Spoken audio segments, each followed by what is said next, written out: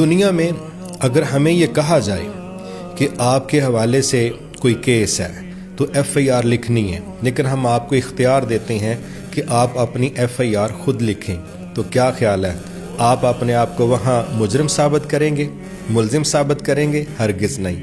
آپ کی کوشش ہوگی کہ جب ایف آئی آر میں کسی سے لکھواؤں تو میں تو تب بھی پیسے دے کے، رشوت دے کے کیا کہتا ہوں، یار یہ بھی ختم کر دو، یہ ایویڈنس بھی ختم کرو، یہ شک بھی ختم کرو۔ کیوں؟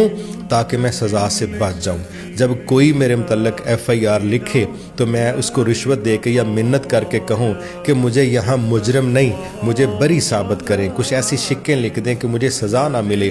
لیکن ایک ایف آئی آر ایسی ہے جو ہم اپنے خلاف خود تیار کروا رہے ہیں، اور وہ ہمارا اعمال نامہ ہے۔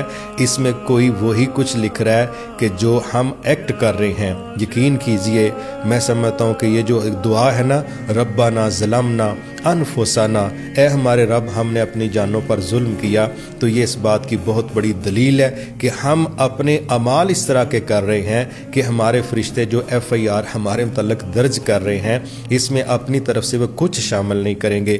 آئیے ہم اپنے خلاف خود جو ایف آئی آر تیار کروا رہے ہیں، اس میں ایسا کردار ادا کریں کہ ہم ملزم یا مجرم نہیں، بلکہ ہم وہاں سے اللہ کی رحمتوں کے ساتھ کسی طرح بری ہو سکیں۔ اس کے لیے یہ اختیار آپ کے پاس ہے، کیونکہ اللہ کسی پر بالکل ظلم نہیں کرتا۔ جو ہم نے کرنا ہے وہ انہوں نے لکھنا ہے۔ لا یغادر صغیرۃ ولا کبیرۃ الا احصاها من یعمل مثقال ذرۃ خیرا یرہ ومن یعمل مثقال ذرۃ شرا یرہ۔ یہ ایف آئی آر ہم خود لکھوا رہے ہیں، اور خود سوچیں ہمارے حق میں جا رہی ہے یا ہمارے خلاف۔